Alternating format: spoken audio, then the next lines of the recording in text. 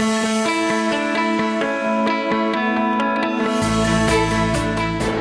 I'm Leslie Meredith with Breakbulk Events and Media. I'm here in Dubai in the studio with Wayne Holbrook from Expeditors, who has just come off a session around innovation in air transport. Yeah? Yes. So tell us some of the highlights from that discussion. Well, I think it was quite interesting because we had three different people there. We had one from a shipper, a manufacturer from ABB. Then we had the airline and an air charter broker, and myself as a logistics company or a freight forwarder. So you had many different ideas around the same thing. So, everybody had a point of view. I think the best thing that happened is that the people in the audience got multiple views on the same subject.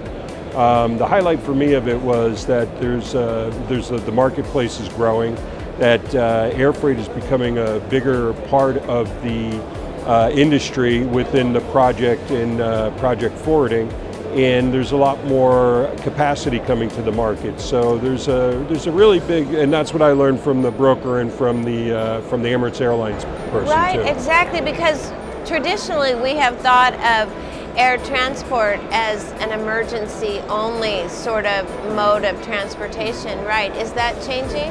Well, I don't know if it's changing. I think that there's a lot of contingencies being put in place, and one of the things we discussed on the panel was going into certain places, if you're going into Iraq or you're going into Afghanistan or parts of Africa where you can bring the sea freight to the port, but you can't get it from the port to the destination, that the bridges are too weak for the size of the equipment, the roads are a lot more dirt roads, and they're the gradients are, we just did one 15 to 22% gradient, that the real thing that happens is when you take a look at trying to make that infrastructure work versus moving a charter aircraft, and it's a lot cheaper to. So just to finish that off, it's where a lot of the planned stuff is air freight, depending on what the situation is. Right, but in a remote area like that, don't you have to build a landing strip? Or? Oh no, because a lot of places do have capacity for aircraft, but the one we were talking about, it's 250 kilometers from the port. Yeah. And there's 15 bridges, and then the roads, and there was an airport that could take the charter aircraft 15 miles from the site where they were building.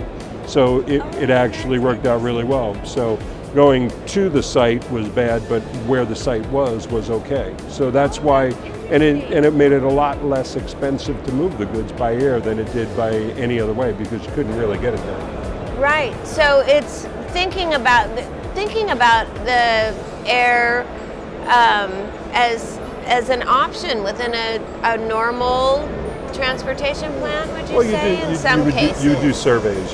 First of all, the way you find all that out is by knowing what it's going to move, and doing the survey up front to figure out what you really need to do, what the costs are going to be, and all that, so that you can actually offer it back to the client. So yeah, makes a big difference. Right, absolutely. So tell me about the projects that Expeditors has been working on in this region, and what's the outlook? Okay, so are we getting better?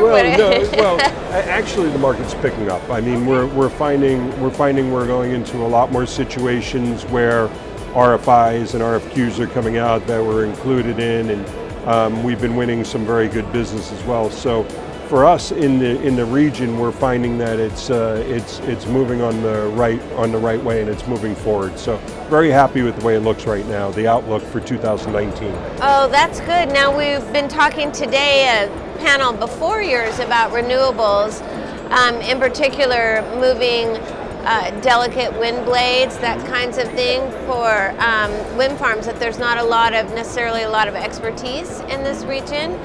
Are those projects that you're looking at? Yeah, I think in the renewables right now, two of the biggest things that are coming up in projects is solar and wind. And we actually move a lot of this already.